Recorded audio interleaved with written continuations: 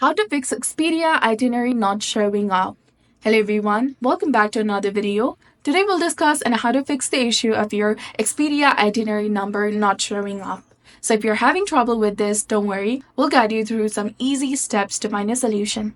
So first of all, you have to make sure that you have installed the latest version of Expedia application on your mobile device and then simply launch the application. Then after, click on the trip section in the bottom of the screen, and this is where your itinerary number should be. Try refreshing this section multiple times to recover any hidden itineraries. Now go to your account settings, scroll down until you find the option to sign out. Then click on sign out and wait for a few minutes and then sign in back again. And if the issue still persists, try refreshing your device. Often a simple reboot can also resolve the problem.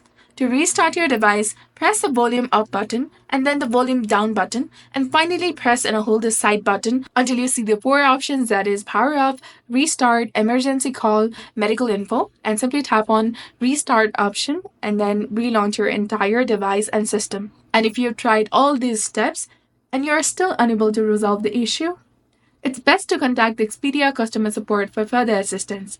So this was all about it. If you found this guide helpful, please consider leaving a like and subscribing to our channel. Thanks for watching. See you in the next one.